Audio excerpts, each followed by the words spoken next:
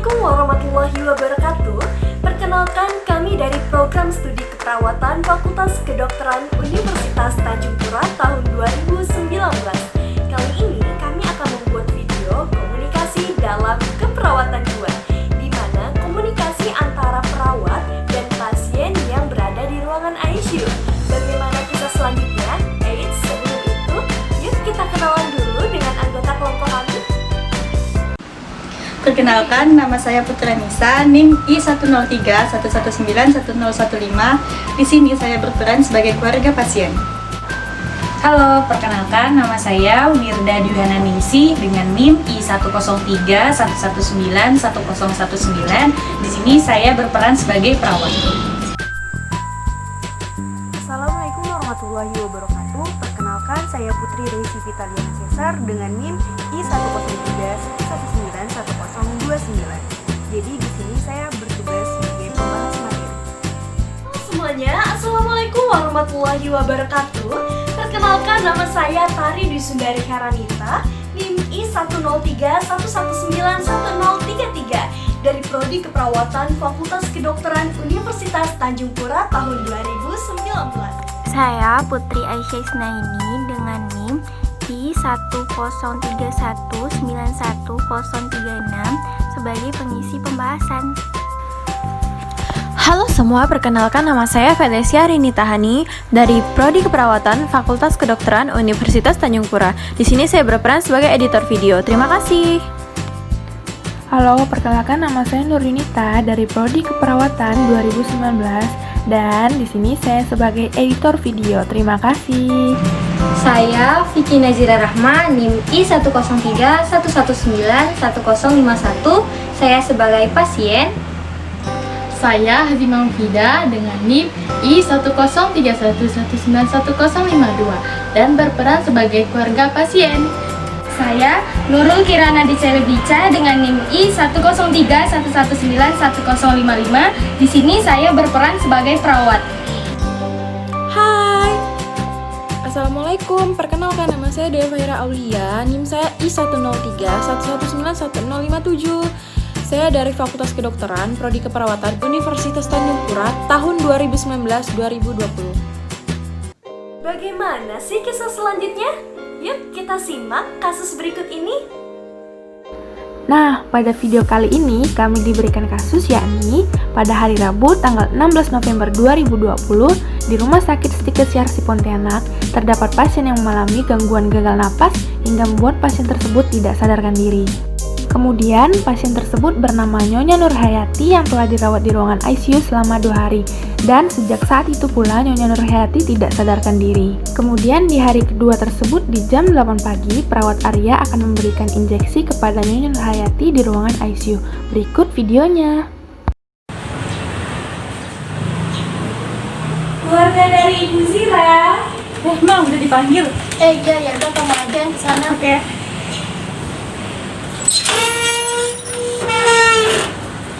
Ya, saya Sus. Oh, silakan. Apa Sus? Sebelumnya, Assalamualaikum warahmatullahi wabarakatuh, Bu. Waalaikumsalam. Perkenalkan, saya perawat Wirda Dwiana Ningsi yang bertugas dari jam 8 pagi sampai jam 1 siang. Tujuan saya kesini adalah ingin meminta izin kepada Ibu untuk memberikan obat dan nutrisi kepada Ibu Zira. Oh iya, silakan Sus. Berikan saja yang terbaik buat adik saya. Baiklah Bu, terima kasih banyak. Mohon ditunggu ya Bu. Baik Sus, saya permisi dulu ya. Iya, silakan Bu. Terima kasih. Assalamualaikum. Waalaikumsalam.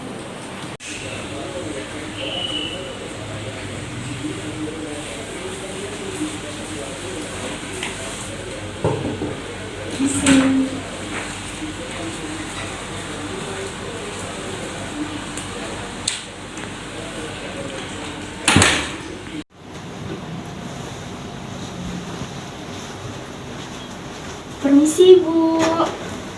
Selamat pagi Ibu. Perkenalkan, saya perawat Nurul dan perawat Wirda yang bertugas pada hari ini dari jam 8 pagi hingga jam 1 siang nanti. Bagaimana Bu keadaannya sekarang?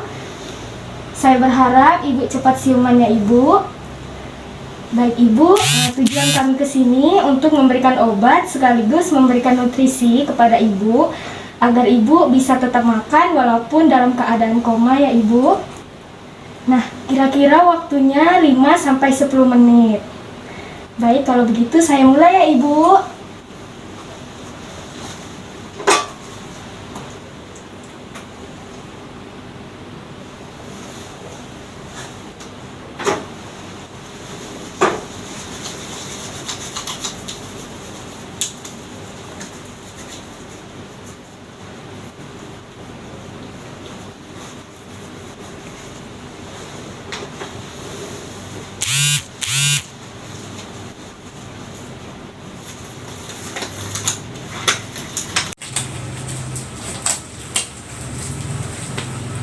Baik Ibu, sebelumnya saya periksa terlebih dahulu ya.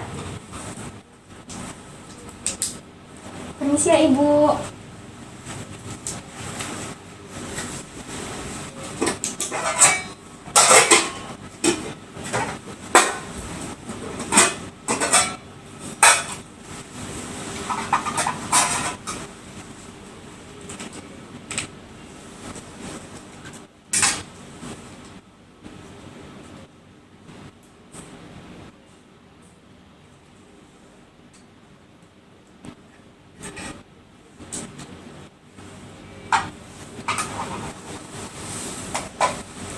Baik Ibu, sekarang saya mulai ya Ibu. Saya suntikkan obatnya. Permisi ya Ibu.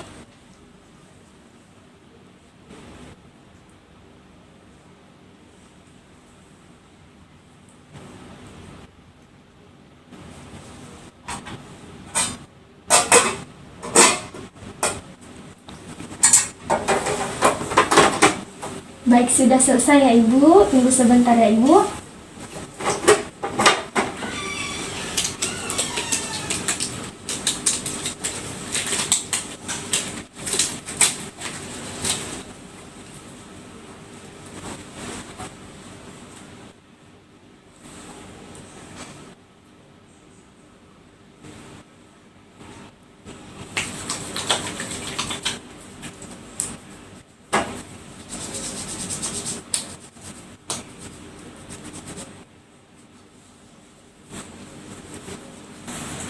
Baik Ibu, kami sudah selesai melakukan prosedurnya. Kami berharap Ibu cepat siuman ya Ibu, agar Ibu bisa melakukan aktivitas kembali seperti biasa. Rupanya Bu, keluarga Ibu sudah tidak sabar Bu, ingin melihat Ibu lagi cepat melewati masa kritis ini. Dan di luar sana Bu, ada keluarga Ibu yang semangat menjaga Ibu di sini. Ada orang tua Ibu, ada saudara Ibu yang menunggu Ibu di sini. Ibu harus kuat ya Ibu menjalani semua ini. Kami yakin Ibu pasti bisa melewati semua ini dengan baik. Baik Ibu, karena waktunya sudah habis, kami mohon pamit dulu ya Ibu. Nanti siang kami akan kembali lagi untuk memeriksa Ibu. Baik, kalau begitu kami permisi dulu ya Ibu. Selamat pagi Ibu. Semoga cepat sembuh.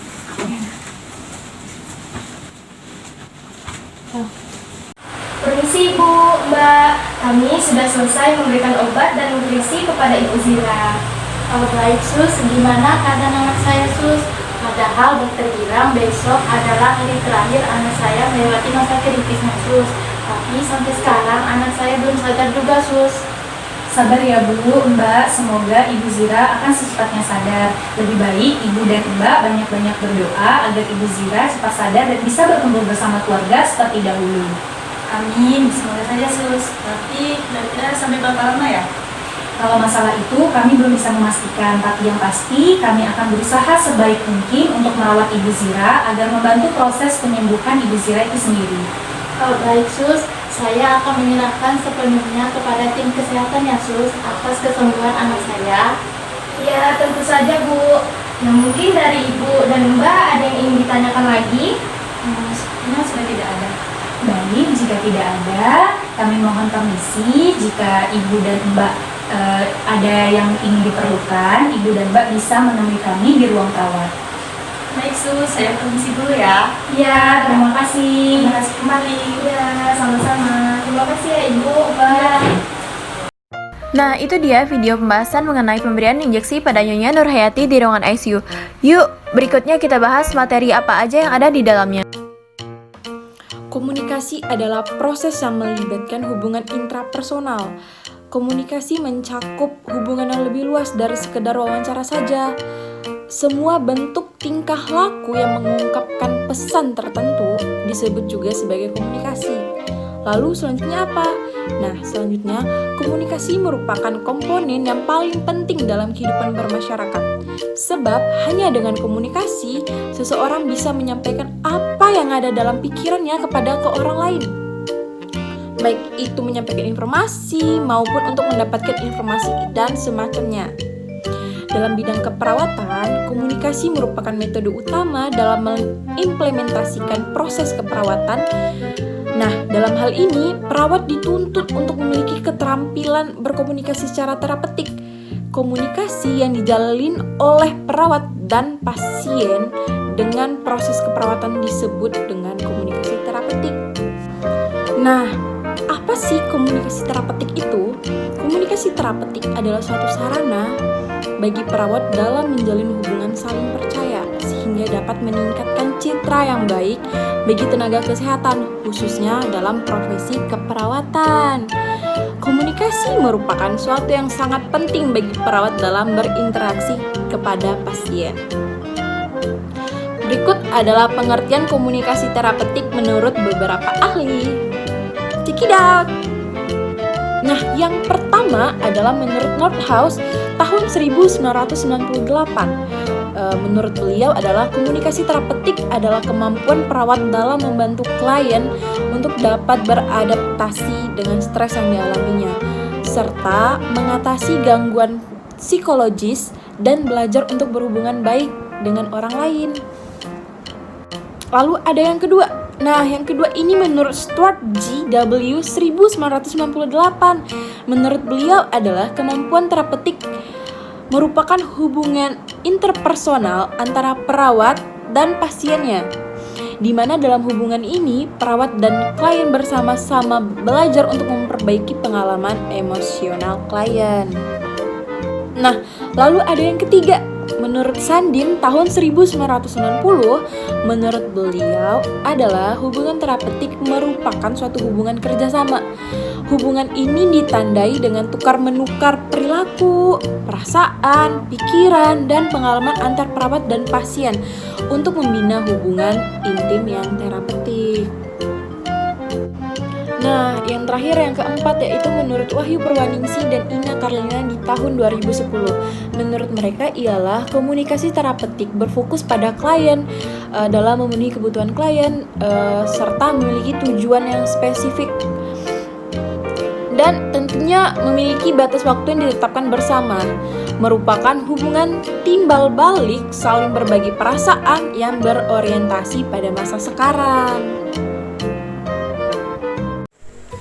Karakteristik komunikasi yang berbeda terdapat pada pasien tidak sadar ini adalah kita tidak dapat menemukan feedback ataupun umpan balik.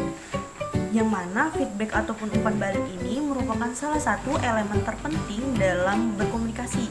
Hal ini dikarenakan si klien tersebut tidak dapat merespon kembali apa yang telah kita sampaikan, yang disebabkan karena klien tersebut tidak sadarkan diri. Akan tetapi komunikasi terapeutik terhadap klien yang tidak sadarkan diri ini tetap dilakukan sebagaimana mestinya. Lalu bagaimana sih cara kita untuk berkomunikasi kepada klien yang tidak sadarkan diri? Untuk teknik-teknik berkomunikasinya itu yang pertama adalah menjelaskan. Dalam berkomunikasi, perawat dapat menjelaskan apa yang telah atau apa yang akan perawat lakukan terhadap si klien. Penjelasan ini dapat berupa intervensi yang akan dilakukan kepada klien. Lalu yang kedua adalah memfokuskan. Memfokuskan ini berarti memusatkan informasi yang akan diberikan kepada klien. Jadi perawat itu dalam menyampaikan sebuah informasi itu harus berfokus pada tujuan yang akan disampaikan atau informasi yang akan disampaikan, sehingga si klien itu dapat mendapatkan sebuah informasi yang jelas dan efektif. Selanjutnya yang ketiga adalah memberikan informasi. Memberikan informasi ini sama juga dengan yang teknik yang pertama, yaitu menjelaskan. Nah, apa saja sih informasi yang kita berikan? Informasi yang dapat kita berikan kepada si klien ini dapat berupa intervensi ataupun status kesehatan si klien. Tujuan kita memberikan informasi ini agar si klien ini tahu kemajuan dari status kesehatan si klien itu sendiri. Dan untuk memberikan informasi ini memberikan dampak bahwa si klien itu dapat percaya kepada si perawat dan mendorong klien agar lebih baik ke depannya. Lalu teknik yang keempat atau yang terakhir adalah mempertahankan ketenangan perawat dengan cara si perawat harus menunjukkan sikap sabar dalam merawat si klien. Ketenangan yang ditunjukkan oleh perawat kepada klien yang tidak sadar ini secara tidak langsung dapat membantu atau mendorong klien menjadi lebih baik. Ketenangan perawat dapat ditunjukkan dengan komunikasi nonverbal. Komunikasi nonverbal ini dapat berupa sentuhan yang hangat. Sentuhan adalah transmisi tanpa pesan, tanpa kata-kata. Merupakan salah satu cara terkuat bagi seseorang untuk memberikan pesan kepada orang lain. Jadi sentuhan ini adalah bagian yang terpenting dari hubungan antara perawat dan klien. Nah, dari penjelasan yang saya sampaikan tadi dapat disimpulkan bahwa dalam berkomunikasi kepada pasien yang tidak sadarkan diri ini, kita dapat melakukan teknik-teknik komunikasi terapeutik yang sudah ada, seperti menjelaskan, memberikan informasi, memfokuskan informasi, dan atau mempertahankan ketenangan si perawat. Tujuannya apa? Tujuannya ini agar memberikan dampak yang baik bagi si klien. Walaupun si klien ini tidak sadarkan diri, si klien tersebut masih dapat mendengar. Jadi pada saat si pasien atau klien ini sadar, kita bisa melihat kemajuan dari si klien dengan apa yang sudah kita berikan. Nah, pada pasien atau klien yang tidak sadarkan diri ini terdapat gangguan pada fungsi utama, yaitu mempertahankan kesadaran. Akan tetapi pada klien tidak sadarkan diri ini masih bisa merasakan rangsangan dari pendengarannya, sehingga perawat masih bisa melakukan komunikasi dengan klien yang tidak sadarkan diri ini, baik itu secara nonverbal ataupun komunikasi searah. Untuk komunikasi yang kita sampaikan kepada klien yang tidak sadar ini dapat berupa pengembangan motivasi. Nah, pengembangan motivasi ini mendorong dan memberikan kekuatan pada diri klien untuk lebih maju dan lebih baik lagi dari keadaan klien yang sedang ia alami. Untuk dampaknya itu tidak langsung terlihat, akan terlihat pada akhir karena kemajuan pasien ini tidak terlepas dari motivasi kita sebagai perawat yang selalu ada di dekatnya 24 jam. Jadi mengkomunikasikan motivasi kepada klien ini dapat memberikan pengaruh yang baik pada klien itu sendiri, karena klien itu masih bisa merespon dengan mendengar apa yang sudah perawat komunikasikan.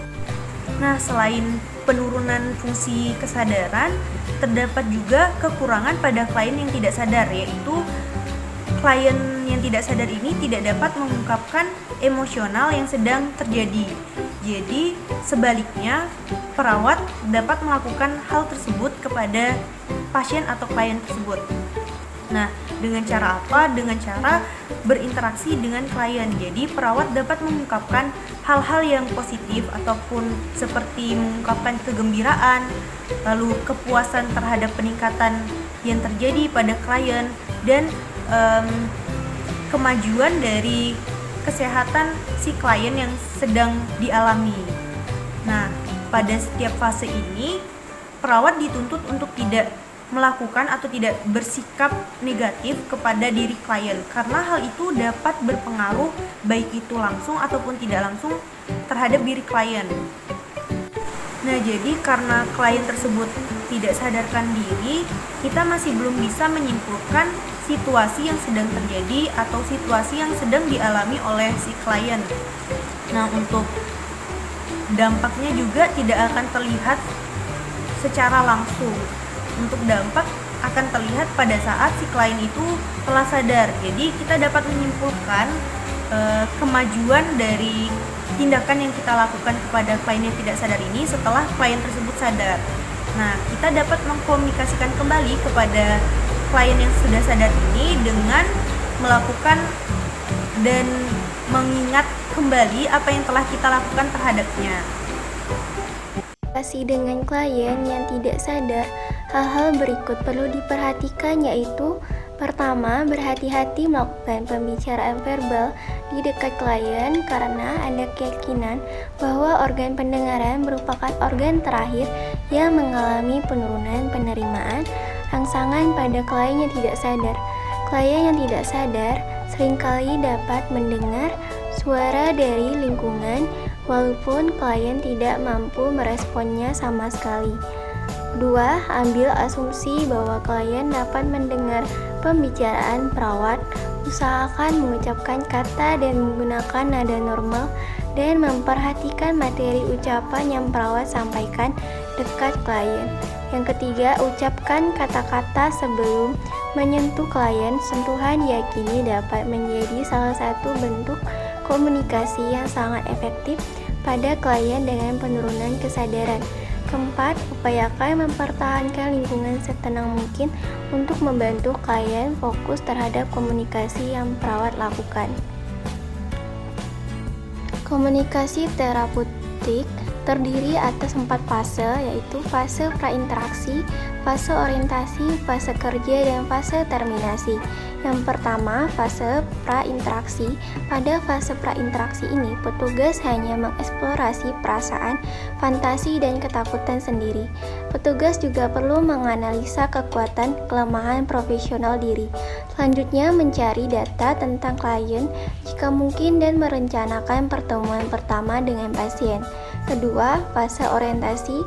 Fase ini meliputi pengenalan dengan pasien, persetujuan komunikasi atau kontrak komunikasi dengan pasien, serta penentuan program orientasi. Program orientasi tersebut meliputi penentuan batas hubungan, pengidentifikasian masalah, mengkaji tingkat kecemasan diri sendiri dan pasien, serta mengkaji apa yang diharapkan dari komunikasi yang dilakukan bersama antara petugas dan klien. Tugas petugas pada fase ini adalah menentukan alasan klien minta pertolongan, kemudian membina percaya, penerimaan, komunikasi terbuka, merumuskan kontrak bersama klien, mengeksplorasi pikiran, perasaan, dan perbutaan klien sangat penting dilakukan petugas pada tahap orientasi ini. Dengan demikian, petugas dapat mengidentifikasi masalah klien dan selanjutnya merumuskan tujuan dengan klien. Yang ketiga, fase kerja atau lanjutan. Pada fase kerja ini, petugas perlu meningkatkan interaksi dan mengembangkan faktor fungsional dari komunikasi terapeutik yang dilakukan, meningkatkan interaksi sosial dengan cara meningkatkan sikap penerimaan satu sama lain untuk mengatasi kecemasan atau dengan menggunakan teknik komunikasi terapeutik sebagai cara pemecahan dan dalam mengembangkan hubungan kerjasama, mengembangkan atau meningkatkan faktor fungsional komunikasi terapeutik dengan melanjutkan pengkajian dan evaluasi masalah yang ada, meningkatkan komunikasi pasien dan mengurangi ketergantungan pasien pada petugas dan mempertahankan tujuan yang telah disepakati dan mengambil tindakan berdasarkan masalah yang ada. Tugas petugas pada fase kerja ini adalah mengeksplorasi stresor yang terjadi pada klien dengan tepat. Petugas juga perlu mendorong perkembangan kesadaran diri klien dan pemakaian mekanisme coping yang konstruktif dan mengarahkan atau mengatasi penolakan perilaku adaptif. Keempat, fase terminasi. Fase terminasi ini merupakan fase persiapan mental untuk membuat perencanaan tentang kesimpulan pengobatan yang telah ditentukan. Petugas harus mengantisipasi masalah yang timbul pada fase ini karena pasien mungkin menjadi tergantung pada petugas. Pada fase ini memungkinkan ingatan pasien pada pengalaman perpisahan sebelumnya sehingga pasien merasa sunyi, menolak dan depresi. Diskusikan perasaan-perasaan tentang terminasi. Pada fase terminasi, tugas petugas adalah menciptakan realitas perpisahan. Petugas juga dapat membicarakan proses terapi dan pencapaian tujuan, saling mengeksplorasi perasaan bersama klien tentang penolakan dan kehilangan, sedih, marah, dan perilaku lain yang mungkin terjadi pada fase ini. Gimana nih videonya? Seru kan? Baik, sekian video dari saya. Mohon maaf apabila ada salah kata. Wabillahi taufiq wal hidayah. Wassalamualaikum warahmatullahi wabarakatuh. Sampai jumpa di video selanjutnya. Dadah!